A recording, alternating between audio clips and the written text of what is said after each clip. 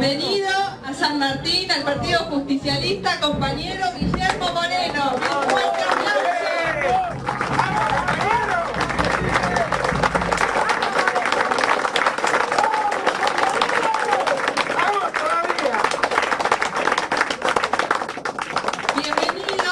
Bienvenidos todos y todas a la Casa Doctrinaria Peronista, doctor Daniel Edgardo Ricci.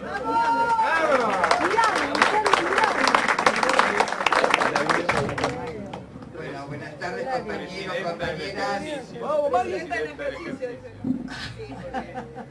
Compañeros, bueno, queremos darle la bienvenida al compañero Guillermo Moreno, un gran luchador de justamente lo que ha sido la década ganada y lo que significa hoy plantarnos en la escena en la lucha contra la oligarquía. El cuadro más esclarecido de nuestro movimiento se llama Guillermo Moreno. Así que...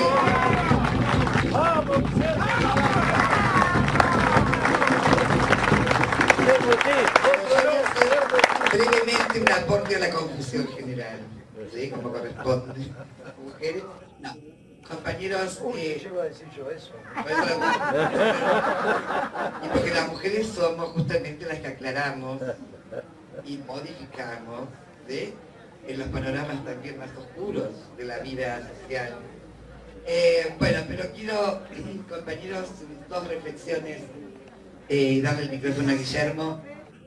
En principio, nosotros, como dice el documento, estamos en una pelea que es estratégica y que en términos tácticos se plantea frente a las elecciones del próximo octubre, que son las generales. Primero tenemos que pasar por las PASO. Compañeros, necesitamos que de nosotros también salgan todas las convicciones para ir a golpear las puertas de las casas de los vecinos, para ir a convencer por los votos que necesitamos. Esclarecidos y convencidos que esta batalla es fundamental. Sabemos lo que viene después de octubre. En realidad no sé si sabemos. Sí, lo sabemos. Pero sabemos que va a ser una época muy oscura, muy terrible. Y hacen así las compañeras, cuando ellas entienden bien de qué se trata. Compañeros, la reflexión nuestra es justamente lo que significa la lucha política desde el peronismo. Nosotros creemos que el peronismo es el único partido y movimiento que puede transformar la realidad de la patria y puede modificar sustancialmente las condiciones de desigualdad.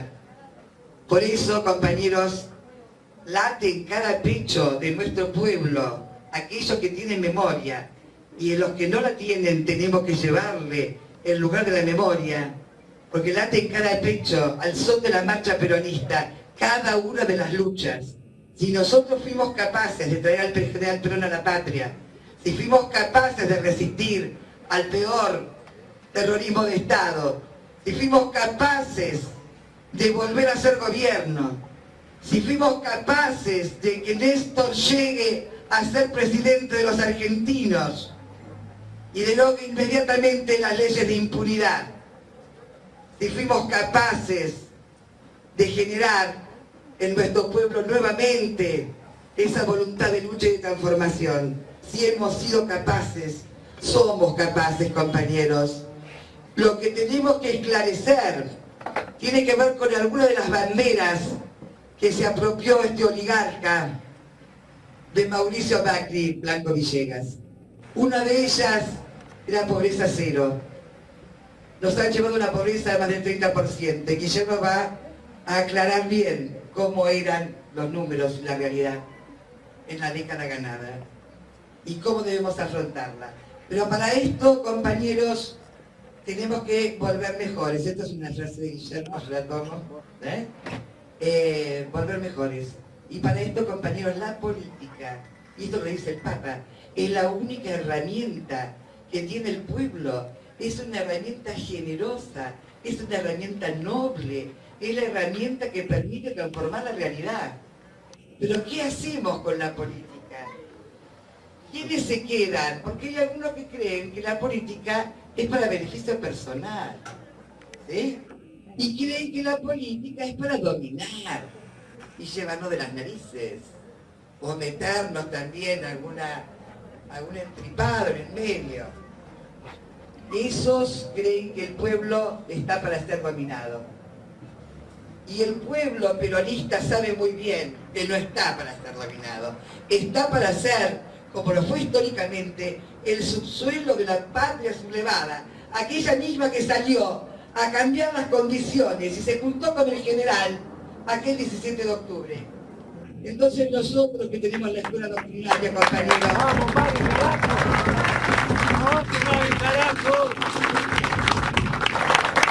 pretendemos, compañeros, que la política la ejerzamos colectivamente y que demos el ejemplo. Los compañeros y las compañeras que nos representen tienen que construir autoridad. La autoridad se gana en la calle, la autoridad se gana con los compañeros, con las compañeras y sobre todo con el compromiso por los más necesitados. Y los más necesitados de nuestro padrón electoral es más de la mitad de los afiliados al Partido Justicialista. Porque le sacaron la comida, le sacaron el trabajo, le metieron los tarifazos.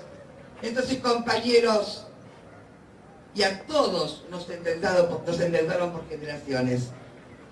Entonces, compañeros, nosotros tenemos que meternos también en la cabeza y en el corazón, que son dos principios del peronismo, que necesitamos que nuestros representantes sean obedientes del pueblo, sean los esclavos del pueblo trabajador.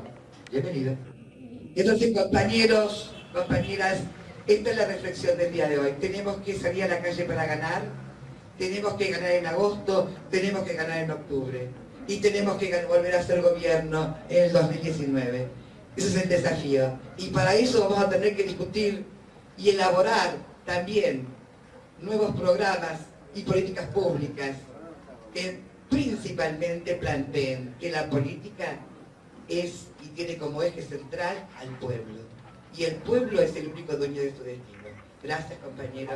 ¡Vamos, Mari! ¡Vamos, Mari, carajo! ¡Mari, carajo, vamos!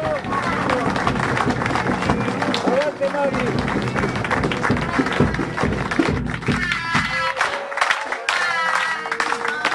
¡Mari! ¡Vamos!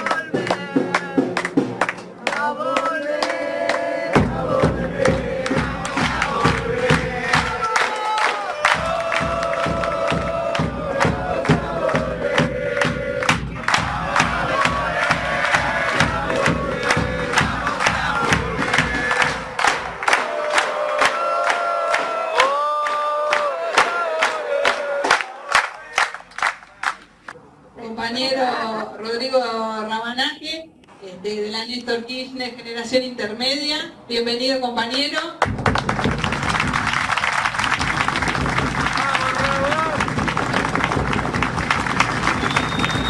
Compañeros, les agradezco a cada uno de ustedes por estar acá presente.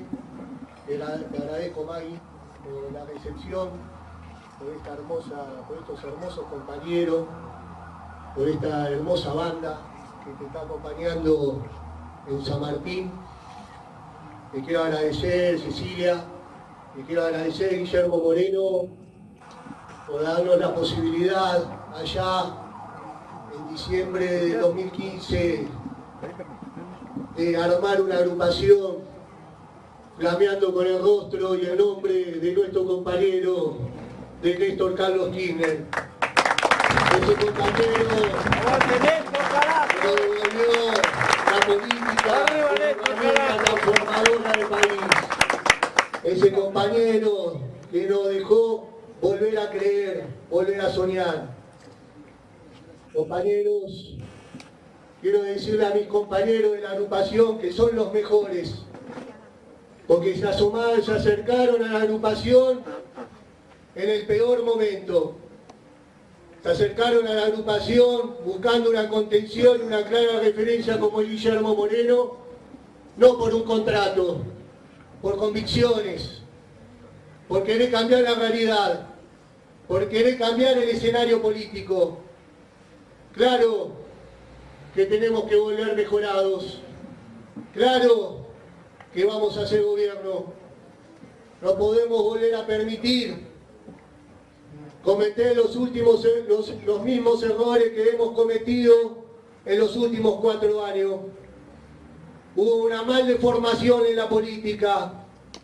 Hemos creído que después de la muerte de Néstor Kirchner allá en el 2011, cuando se acercó la juventud a querer participar de la tarde a la mañana por tener un título universitario bajo del brazo, empezaron a manejar caja, a tomar decisiones en los organismos. De la tarde a la mañana empezaron a ocupar lugares en la lista. Yo creo que es necesario el proceso, el tiempo, para que esos compañeros, que es la juventud, que se forme, que se capaciten, que los viejos que peinan cara, que hablen, que esos viejos que peinan caras son los que tienen la historia, son los que se llevaron el lomo los 18 años de proscripciones del peronismo.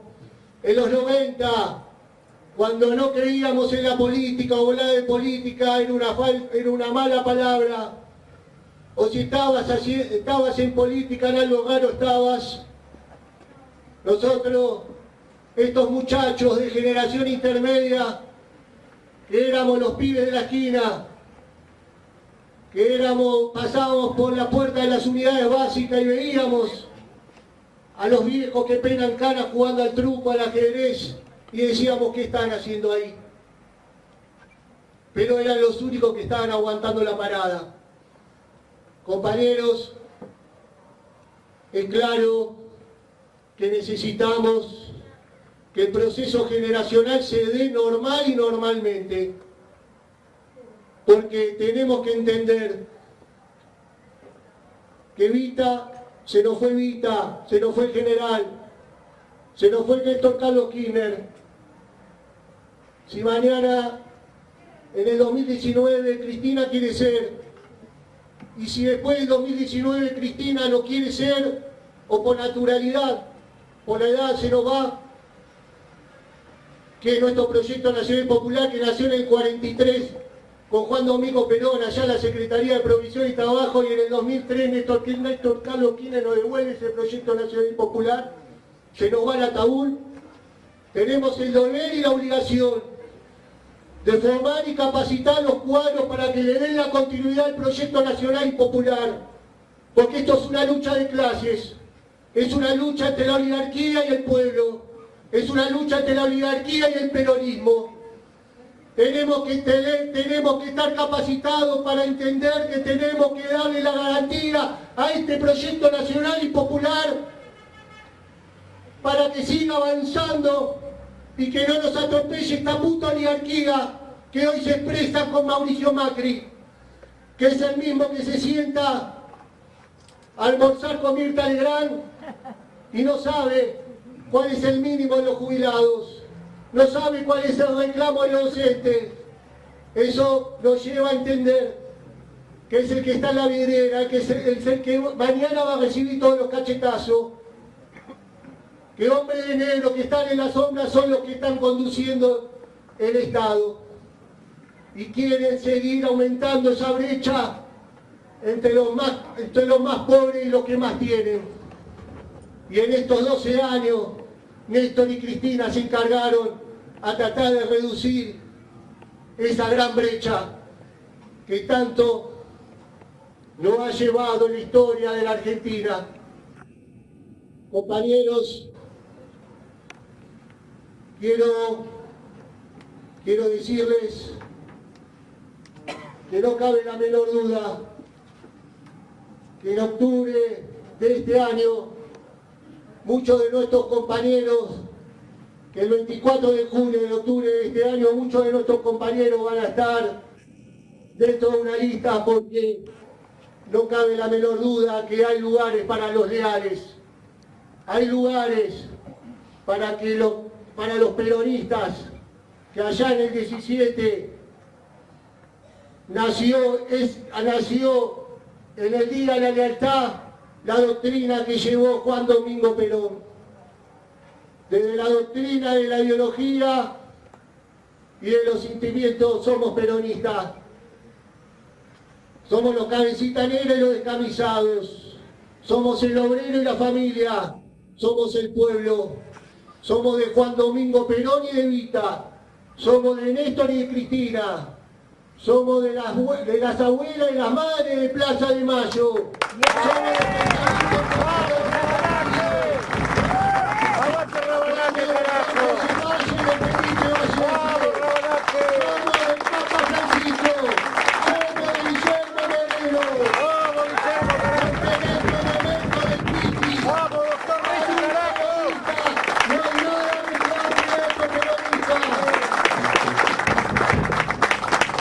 Este domingo pasado fue el natalicio de Eva Duarte de Perón. 17 de mayo de 1919, 28 años del nacimiento de Evita. Para los trabajadores, Evita. Para los descamisados, Evita. Para los más humildes. Yo quiero terminar con una frase de la compañera. No quise nada, no quise y no quiero nada. Mi gloria es el escudo de Perón y la bandera de mi pueblo. Aunque deje en el camino girones de mi vida, yo sé que ustedes recogerán mi nombre y la llevarán como bandera a la victoria.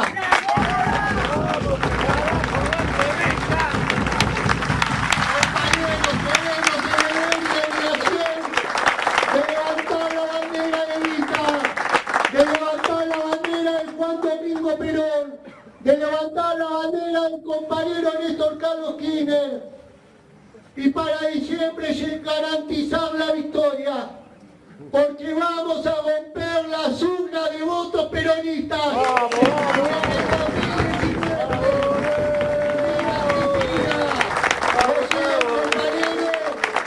tengo la menor duda que el gobierno saldrá de las filas del Partido Justicialista. Muchas gracias, compañeros.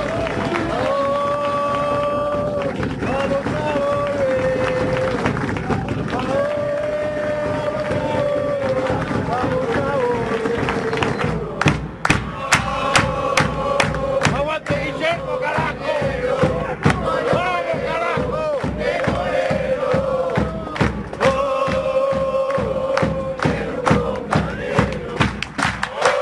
¡Vamos, carajo!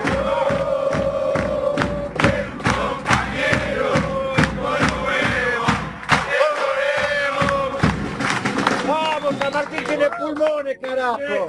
Compañeros, compañeros Fibonacci, gracias a vos por venir.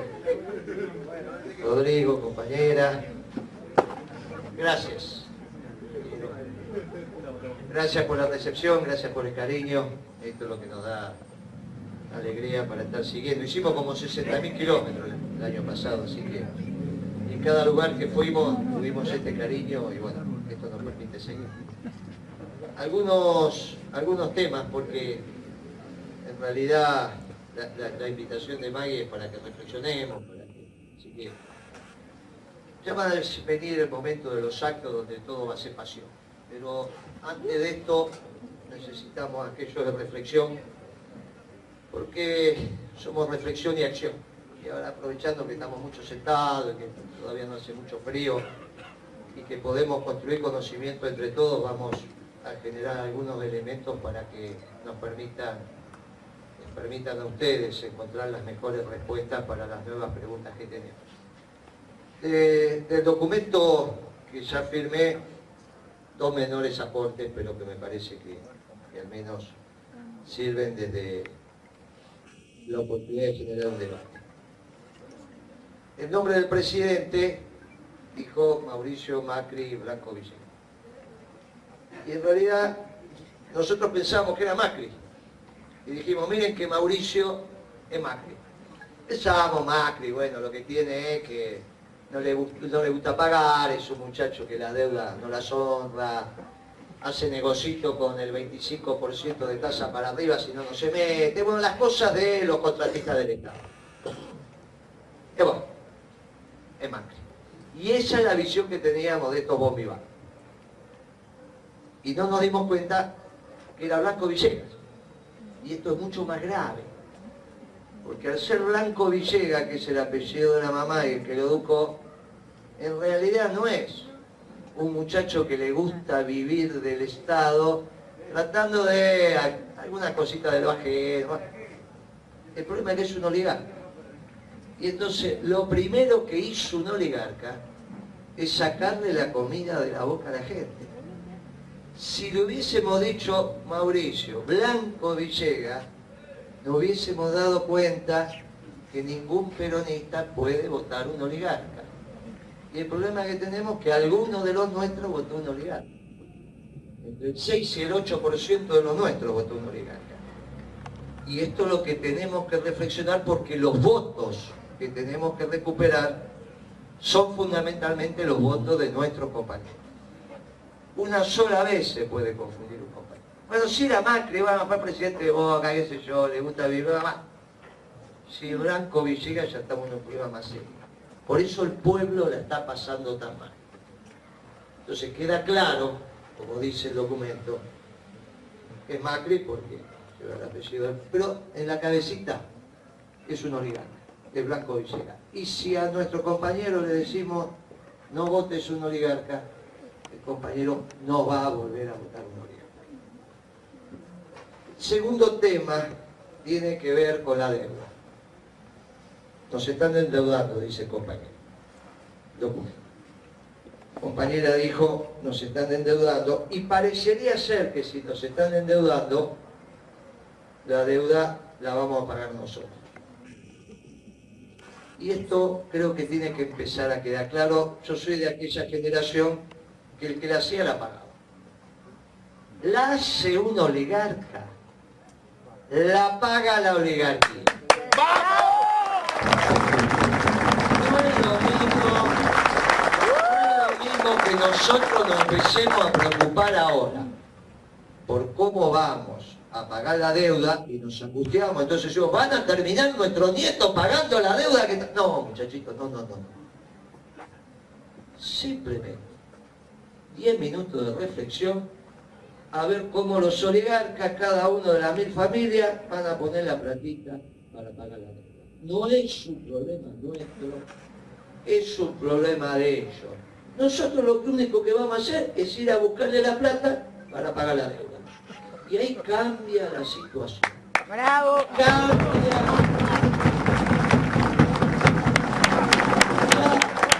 Ya no es una angustia.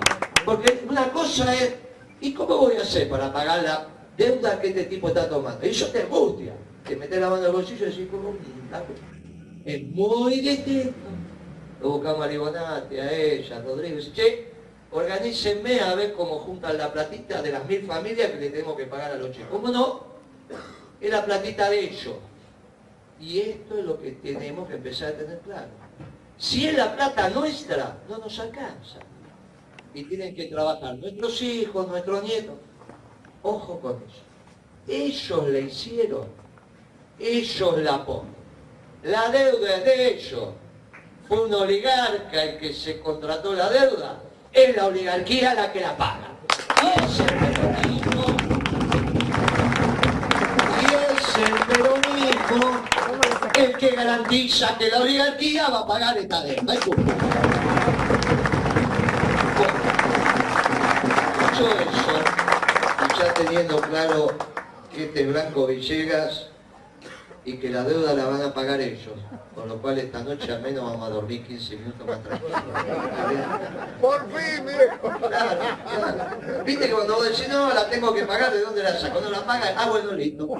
Y si no la tienen, también es problema de ellos.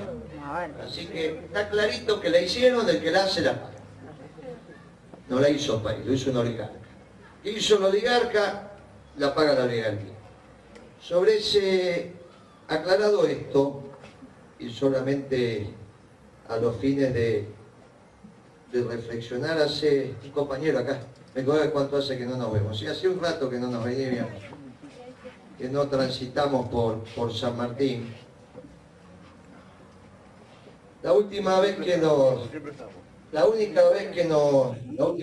vimos reflexionamos sobre algunos temas y algunas cosas han cambiado porque es la dinámica de la política y eso me parece fantástico.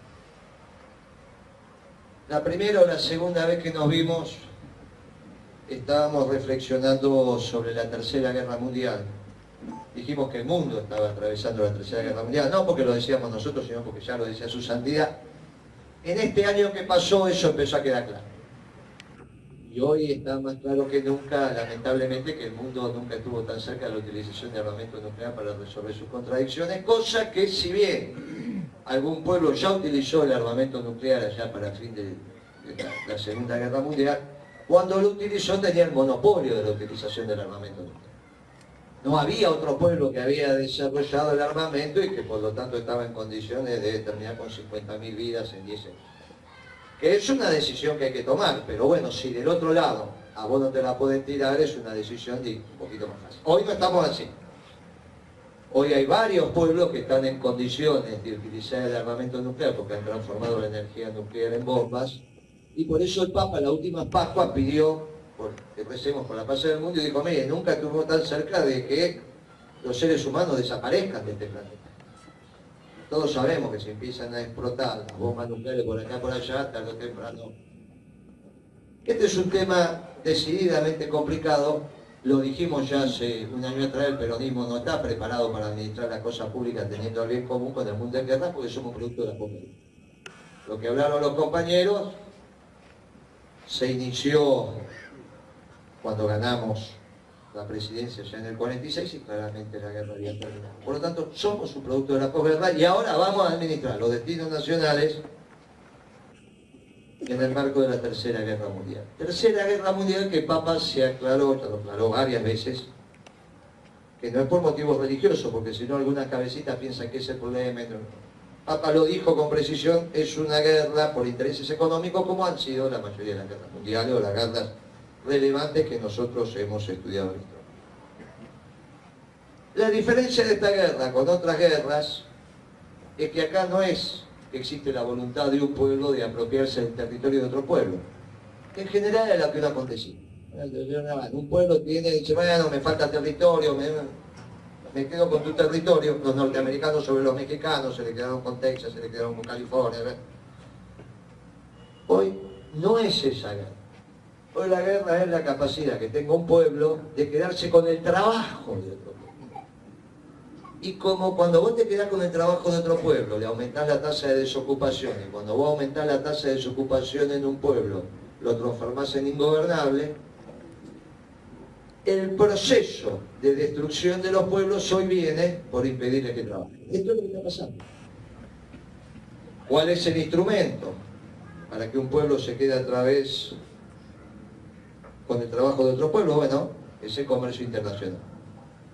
Porque el comercio internacional lo que permite es que aquel que produce más barato le vende al que no produce tan barato a través de estos flujos internacionales de comercio, la libertad de comercio, que hasta hace poquito tiempo imperaba en el mundo, y de esa manera aquel que está en condiciones de bajar los costos primarios de elaboración de una manufactura se la vende a otro, y nosotros por experiencia ya sabemos que cuando compramos un producto no solo compramos una materia prima con una determinada forma, sino compramos el trabajo incorporado en ese producto, que es de un trabajador extranjero que reemplaza el trabajo contenido en ese producto que dejé de comprar si era fabricado en mi país. Por eso nosotros tuvimos que, allá por el 2012, salir a administrar el comercio exterior. Porque nos dimos cuenta que si dejábamos penetrar la mercadería, que más barata estaba viniendo del mundo, inexorablemente íbamos a aumentar la tasa de desocupación y inexorablemente íbamos transitando hacia un destino de ingobernabilidad del sistema. No es cierto que el peronismo puede gobernar con 40 puntos de tasa de desocupación. no está en nuestra concepción, porque está claro que gobernar es crear trabajo, pero tampoco podríamos hacerlo. No es porque nos llamamos peronistas y decimos, ah, sí, pero nosotros no podemos. Entonces, inexorablemente, desde la defensa de los intereses populares, pero también de la lógica de la administración del sistema, lo que tiene que hacer el peronismo es generar la política para que la tasa de desocupación vaya a la baja, y esto fue lo que pasó en todos los gobiernos peronistas. Y cuando nosotros empezamos a percibir que teníamos un problema en algunos precios de materia prima de manufactura, donde en el mundo estaban más baratos, si no administrábamos el comercio exterior, íbamos a tener una tasa de desocupación alta. Y por eso lo hicimos. Y ahí se produjo un fenómeno, claro, de seria confrontación con el mundo. Nosotros, cuando confrontamos con el sistema financiero internacional a través del Fondo Monetario Internacional y pagamos la deuda, el mundo no dijo nada. Todavía Kirchner se sacaba la fotito tocándole la rodilla a Bush. Esto significa que algunas reflexiones que hacemos a veces de que el sistema capitalista hoy es estrictamente financiero y el vector financiero se impone sobre el vector de la producción y esto regula el mundo, a veces lo tenemos que empezar a reflexionar. No digo que no pase, digo, en nuestro gobierno no pasó. Nosotros tuvimos al Fondo Monetario del otro lado y Cristina se entrevistaba con todos los presidentes del mundo y circulaba por los foros internacionales e incluso en el 2011 ella fue reelecta y Obama entró a una reunión y fue y la saludó. ¿Cuándo? Nosotros nos empezamos a meter con el libre flujo de mercaderías en el mundo, nos dijeron, eso no se puede copiar, y ahí nos hicieron la cruz. Y ahí empezó la confrontación. Teníamos que confrontar con el mundo, y si no empezábamos a perder trabajo. Entre perder un puesto de trabajo y confrontar con el mundo, claramente decidimos defender un puesto de trabajo. Fuimos profundamente peor. Y en eso no hay ninguna duda. Por eso Macri, en el primer discurso, cuando inició su mandato, cuando dio esa señal, dijo, bueno, en mi gabinete no va a haber ningún moreno. Yo creo que lo dijo por mí. No lo dijo porque, bueno, no quería un negro feo, sino lo dijo porque dio una señal diciéndole al mundo, no van a haber ninguno que se meta a administrar el comercio. Ninguno. Acá la mercadería va a fluir. Y el mundo lo recibió, porque el mundo lo que quería era vender, así que no tuvo ningún inconveniente. Si un mercado quiere comprar, es mejor que quiera el mundo que quiere vender. Y este es el mundo que él intentó transitar con sus más y con sus menos durante el año 2016. Inmediatamente que abrió la economía empezamos a perder puestos de trabajo, bueno, todo lo que ya más o menos contamos. Pero la política es como la vida, nos da muchas sorpresas. Y pasó un acontecimiento imprevisible. Porque la verdad es que ganó en la única superpotencia que hay en el mundo, el que no debía ganar. El que era imposible que ganara. Había un montón de candidatos en el Partido Republicano, apareció uno por ahí haciendo campaña, y dice, no, este no, terminó ganando la interna del Partido Republicano y después le ganó a la Clinton. Diciendo siempre lo mismo, voy a administrar el comercio exterior, voy a defender el empleo de los trabajadores norteamericanos, dijo un montón de cosas. No es que no dijo lo que iba a hacer para que lo votaran. Al contrario, como dijo lo que iba a hacer es que escandalizó. Escandalizó a casi todos. Incluso escandalizó al interior de nuestra fuerza política, de nuestro frente electoral. Teníamos un montón de compañeros de nuestro espacio político en el frente electoral, en el peronismo, en el frente electoral, que a pesar que Macri decía que quería que ganara Clinton, también decían que quería que ganara Clinton, una cosa muy irrazonable. Si un oligarca dice esto, por definición nosotros decimos otra cosa. Pero bueno, no estaba tan claro eso. Pero más extraño aún es que este presidente, que decía que iba a hacer lo que nosotros ya habíamos hecho 4 años atrás, algunos de los nuestros también decían que estaba mal. nosotros éramos el único país del mundo que habíamos administrado el comercio exterior. Y por eso fuimos sancionados. Vino este diciendo que iba a administrar el comercio exterior y algunos de los nuestros también se sorprendían de esa situación. Y decían, no, a pesar de que va a ser algo parecido a lo que nosotros hicimos, tiene que ganar la otra. Que la otra era la que había impulsado los acuerdos de libre comercio.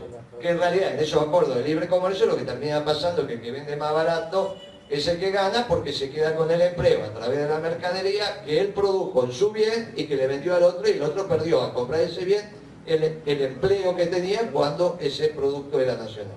A pesar de eso, había toda una cosmovisión ahí que decía, no, bueno, pero la Clinton, con esta historia del progresismo que uno no termina de saber muy bien qué es. La realidad es que ganó, empezó a administrar el comercio, tomó 2 o 3 decisiones y el mundo cambió. Cambió sustantivamente, porque le tiró un tiro de gracia al famoso consenso de Washington. Acá había 2 consensos.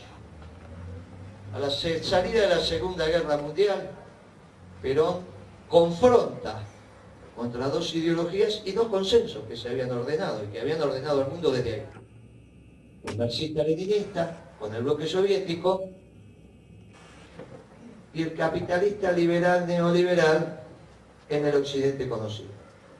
El consenso de Washington es posterior. El consenso de Washington es después de los 90, a la caída del muro de Berlín, aparecen un par de personajes, sobre todo Fukuyama, que dice, bueno, terminó la historia. Esto es muy interesante. Los jóvenes lo lean a Fukuyama de los 90. ¿Por qué dice que terminó la historia? Bueno, porque dice terminó la historia porque en realidad la democracia liberal y la economía de mercado ya ocupa el conjunto de las civilizaciones, por lo tanto se termina el proceso de evolución. Digamos, el proceso de evolución se da en la medida en que uno tiene que evolucionar. Hay algo más en las disciplinas, esto se ve, pero en las disciplinas también se completa el estudio. Hay un debate ahí si sobre la matemática se completó el estudio. Hay muchos matemáticos que dicen, ya no hay más nada para estudiar la matemática. Ya está, se completó el estudio de las matemáticas, se completó el estudio de la lógica. Bueno, tardamos 500, 600, se completó. ¿Está bien? Se completó. 20 siglos, se completó. Hay un momento en que se completa. Se puede, y algunas disciplinas que han completado su estudio. Y ya la economía misma ha completado su estudio, con una disciplina muy menor.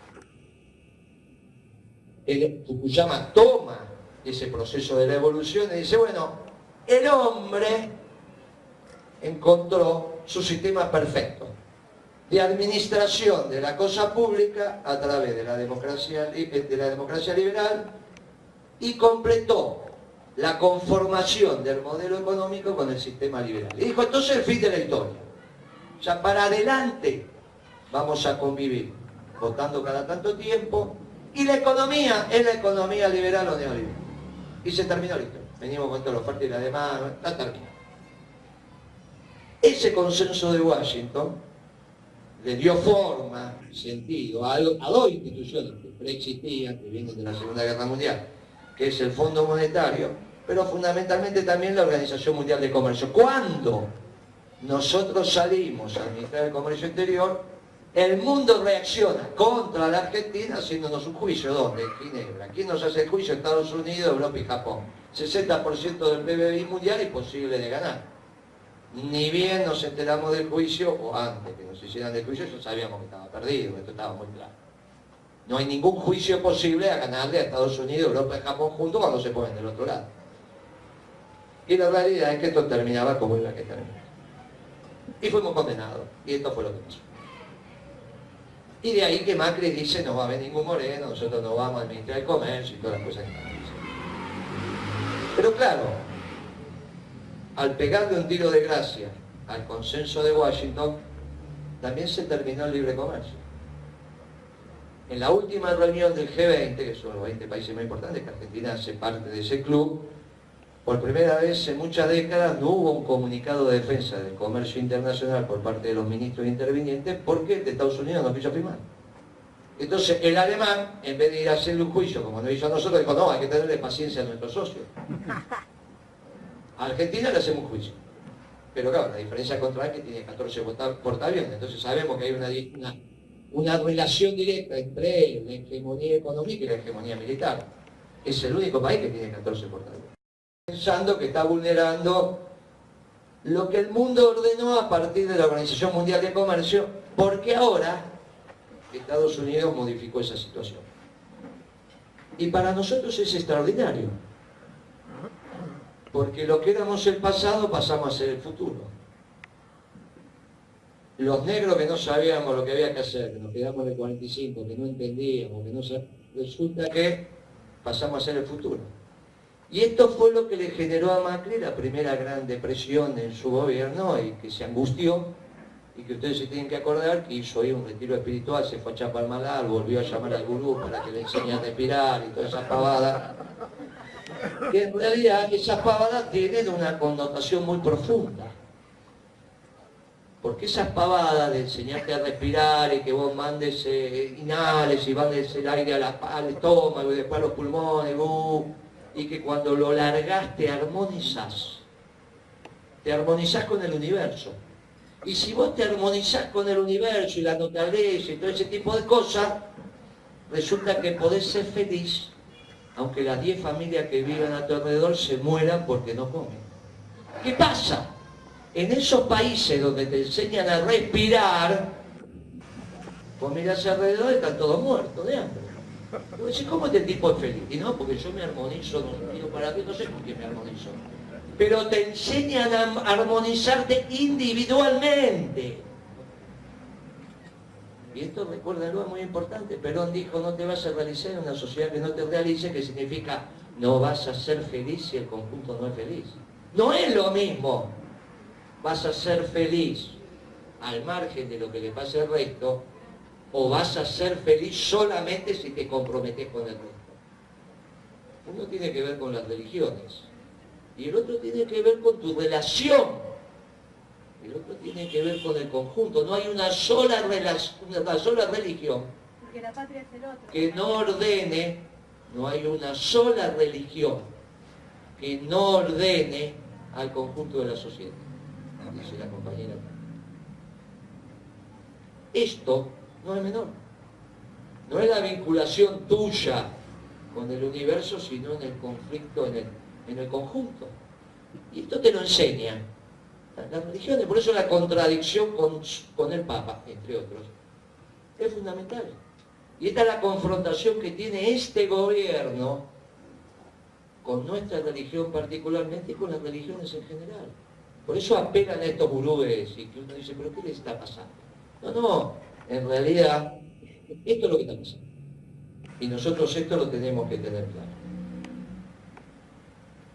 Salida de esa depresión, que le volvieron a enseñar a respirar y todas esas pavadas, sale como sale cualquier pibe rico de una depresión. ¿Por qué se deprimió? Como tenía todas las respuestas, le cambiaron las preguntas, resulta que gana Trump, él iba a hacer un túnel en los Andes, iba a sacar la mercadería para ir para el Pacífico, y resulta que viene Trump y le saca el acuerdo del Pacífico y no sabe para dónde ir. Y sale como todo chico rico buscando un culpable, porque cuando los chicos ricos se equivocan, el problema no es de él, es de los otros. Entonces por eso tenemos que tener mucho cuidado, porque están buscando culpables. Y entonces nosotros hacemos una reunión acá, entre nosotros, reflexionamos, tranquilo, porque el tiempo juega a favor nuestro. Somos el futuro. Ya no pueden decir, no, miren, esto no saben lo que hacen, el mundo no va para donde... Ahora resulta que el mundo va para ahí, en términos de administración del comercio exterior. Si somos el futuro, lo podemos esperar. Entre otras cosas, mansos y tranquilos, porque todavía tenemos que reflexionar algunos temas. Y los temas que tenemos que reflexionar es también, ¿por qué nosotros en el 2012 tuvimos que salir a administrar el comercio exterior? Naturalmente que adoptamos ese instrumento porque no queríamos perder trabajo, y un gobierno nacional y popular y peronista que dice que gobernar es crear trabajo, tenía que administrar el comercio exterior para no perder ningún puesto de empleo. Pero ¿por qué llegamos a esa situación? Nosotros asumimos en el 2003, del 2003 al 2012 fuimos un gobierno nacional y popular, y algo pasó para que en el 2012 lo tuviéramos que hacer. No es que recién en el 12 fuimos un gobierno nacional y popular porque administramos comercio exterior. No, desde el 3 que somos. Sin embargo, del 3 al 12 no fue necesario administrar el comercio exterior. Algo nos pasó. Bueno, lo que pasó es que claramente después de la revolución energética norteamericana, que permitió bajar el costo de los productos, y la revolución energética norteamericana es esto del shale gas, el shale oil, lo mismo que nosotros tenemos en Vaca Muerta lo tienen ellos, encontraron la tecnología necesaria para que sacar ese combustible sea negocio, o sea que el costo de sacarlo es más barato que venderlo, ahí hay un negocio, lo hacen, y con eso abarataron extraordinariamente su producto. Cuando digo extraordinariamente, extraordinariamente, en términos de proporciones, cuando Galucho firma con Chevron la explotación de Vaca Muerta, les ofrece a la empresa norteamericana que el millón de BTU lo iban a meter ahí en el ducto, que ahora somos todos conocedores de ese tema. Después lo que hizo el bestia del ministro de Energía con la tarifa de gas, en boca de pozo, en la otra punta del ducto que después llega hasta acá, a 7,50 millones de BTU, cuando ya en ese momento en Estados Unidos ese mismo gas se vendía al mismo precio que ahora, lo tienen ellos, 2,50 en invierno, 1,90 en menos. 3 veces menos. 3 veces menos. Hace muchos años atrás se explica por qué Roca hace una inversión en Estados Unidos para fabricar tubos sin costura que nosotros los fabricamos en Campana y en la misma empresa. Porque si voy a tener la energía un tercio más barato y el acero es básicamente carbón, hierro y energía y un horno gigante, bueno, si tengo el gas más barato, voy a donde tengo el gas más barato. Es un tema. Y nosotros tenemos que resolver eso porque ciertamente se nos hace difícil pensar que la administración del comercio exterior puede ser eterna. Fin de semana estuve en Misión. Tiene 40 pasos fronterizos reconocidos, legales, y otro tanto que ni ellos saben cuántos de los otros. Si del lado paraguayo siempre hay mercadería a un tercio del valor, a la mitad del valor, bueno, por más que uno administre el comercio exterior, o cada vez se pone más duro en la administración del comercio exterior, entonces tenemos que resolver el tema de la integración iberoamericana, o tenemos que ir resolviendo esa situación, pero no a los golpes o de un día para otro.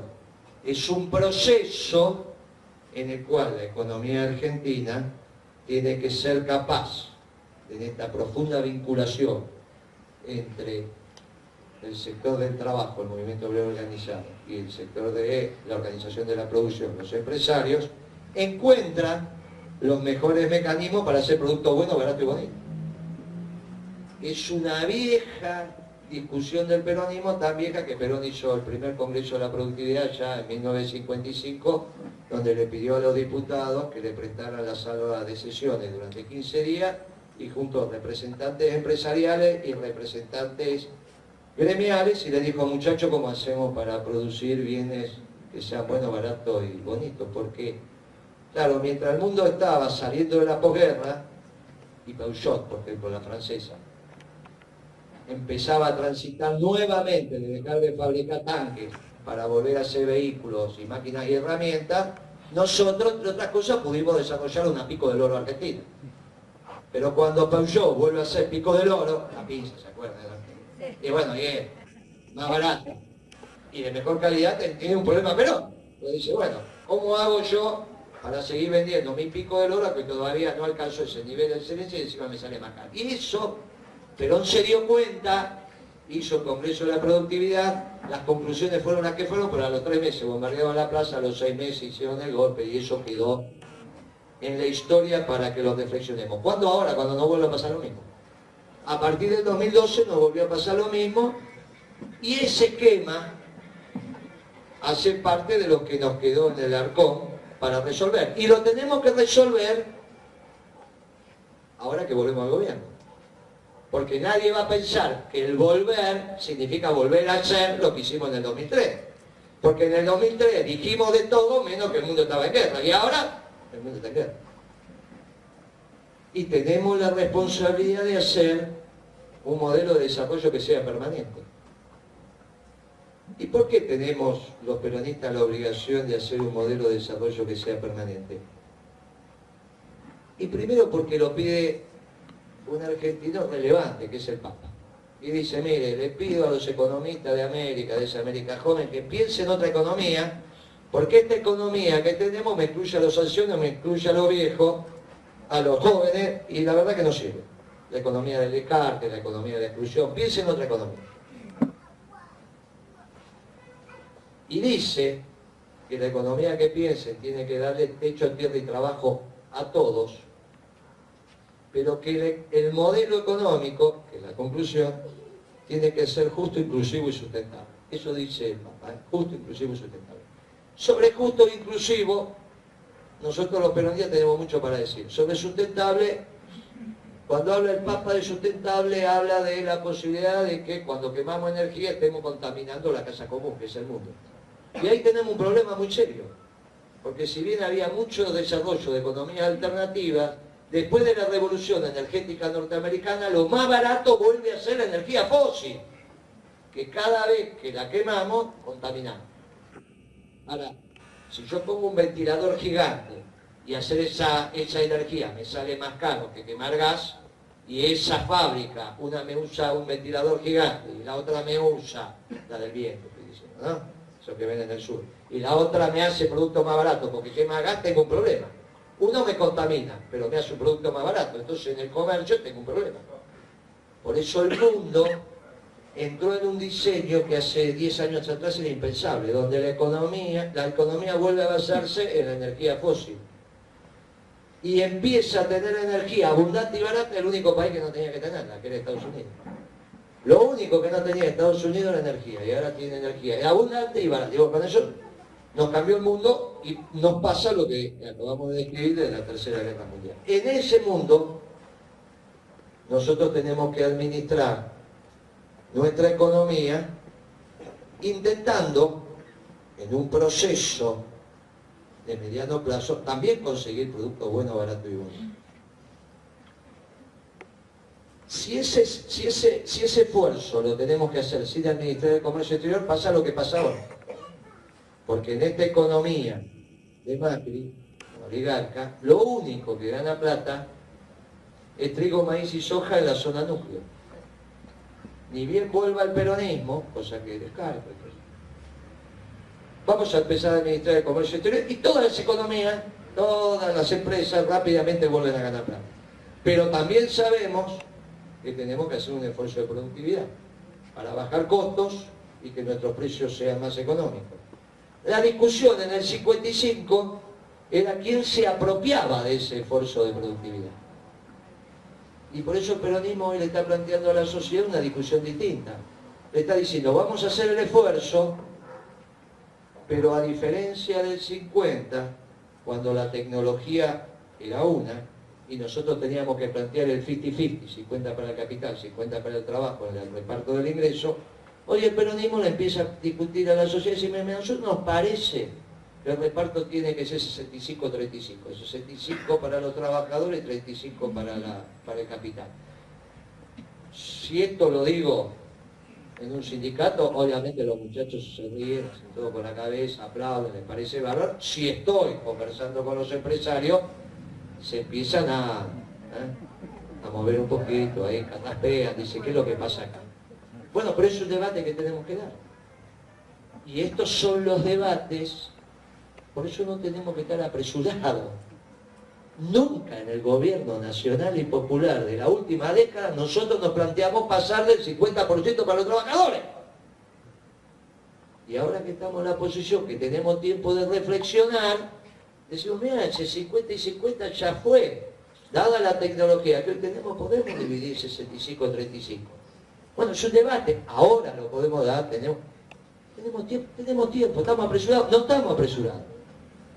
Porque este debate lo tenemos que sacar.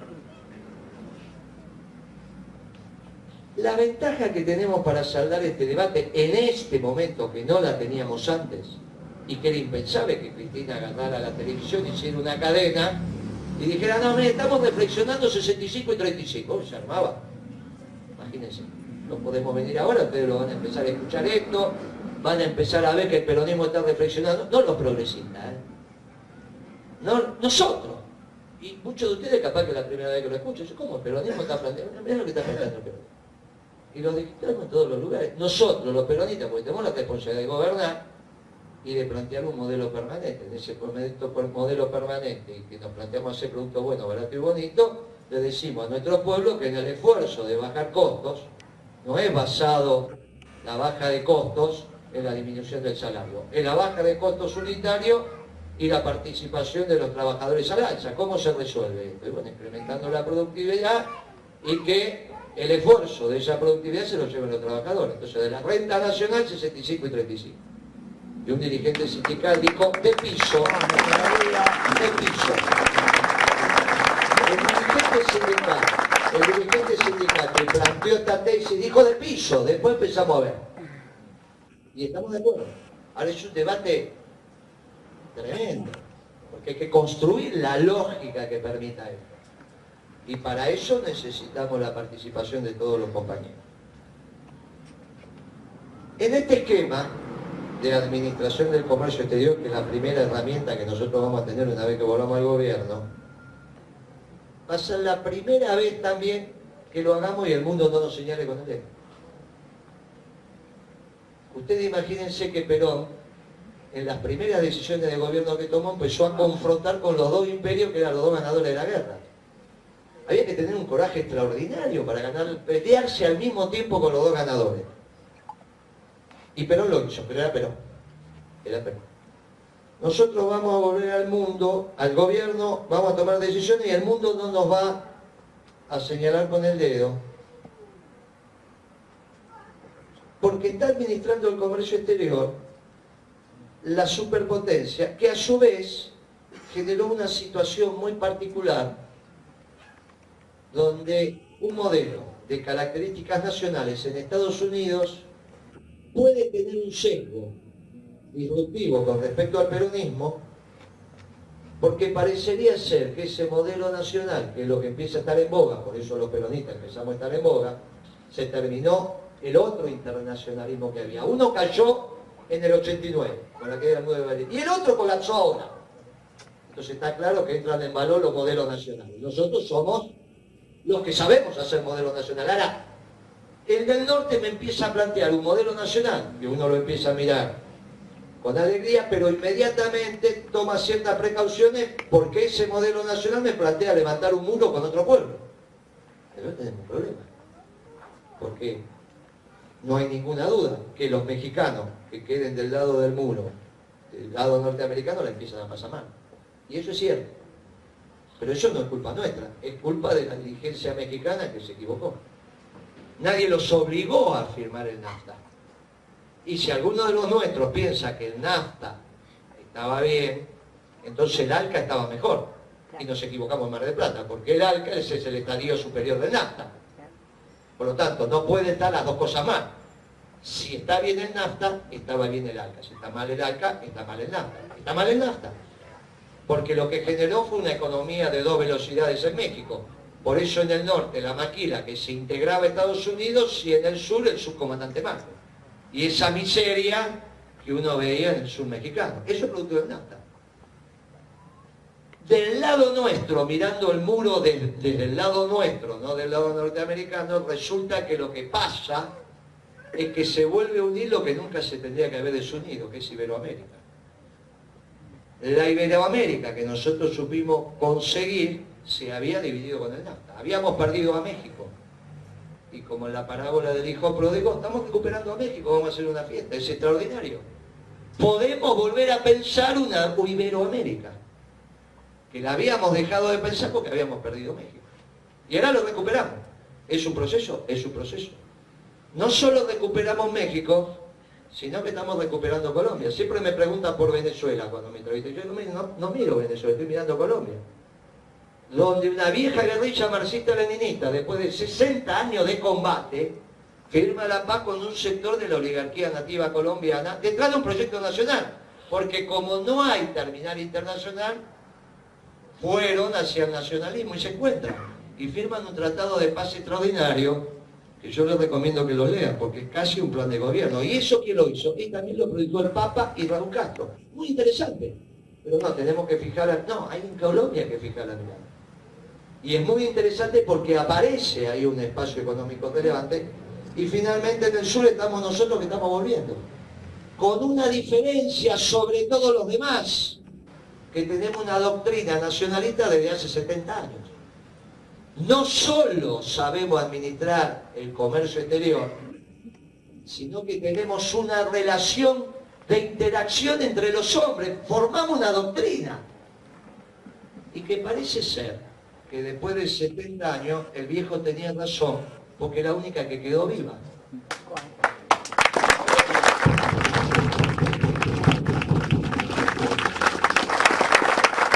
Si es verdad, parecería ser que si es verdad que hay otras civilizaciones en el universo parecidas a nosotros, porque, bueno, en algún momento pensábamos que éramos únicos. Ahora parece ser, y la Iglesia lo está reflexionando, parece ser que no somos únicos. Puede haber otras civilizaciones.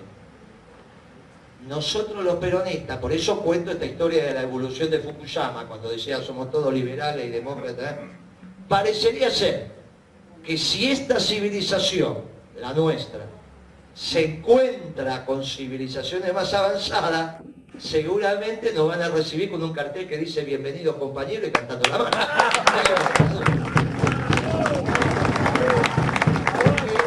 Parecería ser que lo que empieza a quedar como doctrina es la nuestra. Porque nosotros somos capaces de hacer un modelo nacional pero que brote lo mejor de los pueblos, no lo peor de los pueblos. Porque detrás de un modelo nacional, el siglo pasado, en las Europas brotó lo peor de los pueblos. Y los pueblos se mataban entre ellos.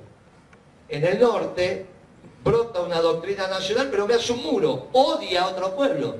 Los peronistas ya demostramos que podemos tener la celeste y blanca dibujada en la piel, pero amar a los pueblos hermanos. Y esto es lo que está pidiendo su santidad. Cuando dice, piense en otro modelo, pero donde los pueblos se amen. No donde vayamos a la guerra y donde terminemos combatiendo por el combate. Nosotros somos luchadores, pero somos guerreros de la paz. Y esto es lo que está pidiendo su santidad. Finalmente, si nosotros somos capaces de desarrollar un modelo permanente, vamos a estar en condiciones de que el resto de los pueblos se encuentren en nuestro espejo y en nuestras realidades y sean capaces de imitar nuestro modelo, y quizás los peronistas seamos los responsables también de que no se utilice armamento nuclear en esta tercera guerra. Entonces las responsabilidades que tenemos son enormes. Y si asumimos con precisión esas responsabilidades, nos damos cuenta que a nuestra doctrina permanente, que es la peronista, que quizás es la única que quedó, empezamos también a reflexionar sobre algo que nos dijo Perón, cuando dijo, miren que nosotros hacemos un modelo nacional, pero de característica universal.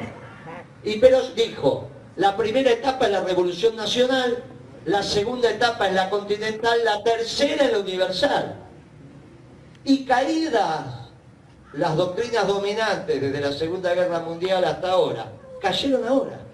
Una terminó en el 89, la otra terminó ahora el 20 de enero, cuando asumió Trump. Nosotros somos los que estamos quedando. Y tenemos la responsabilidad de volver a nuestro gobierno para hacer un modelo permanente. Para eso, y hacer un modelo permanente, tenemos que resolver la contradicción antagónica que es con la oligarquía. Para eso precisamos mucho poder político. ¿Cuál es la táctica si necesitamos mucho poder político? Y estar todos juntos.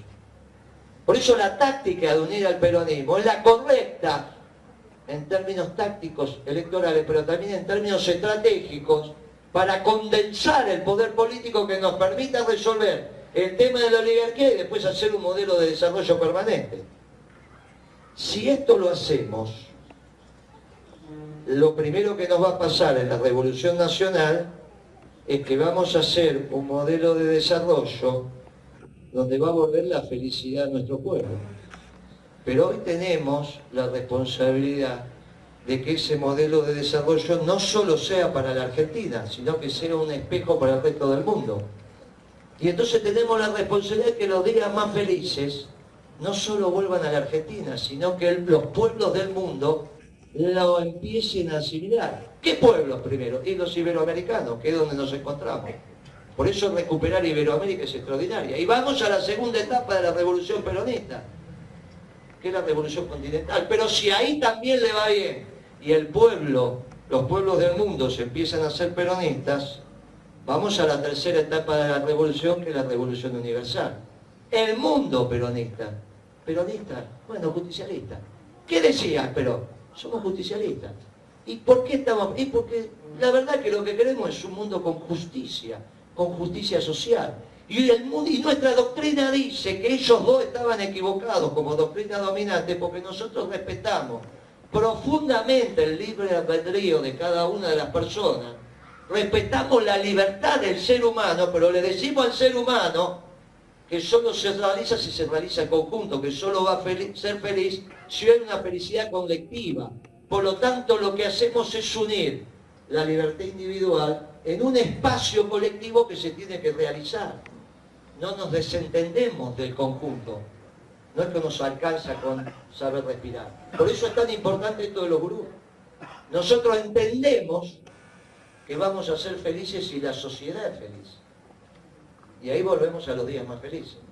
La diferencia es que hoy, distinto como terminamos el discurso anterior, por lo que ha acontecido en el mundo, nosotros tenemos que decirles, miren, la primera etapa, los días más felices van a ser en la Argentina. La segunda etapa, los días más felices van a ser en el continente. Y la tercera etapa va a ser un mundo feliz. Porque finalmente, compañeros, el peronismo va a ser universal y vamos a cumplir con el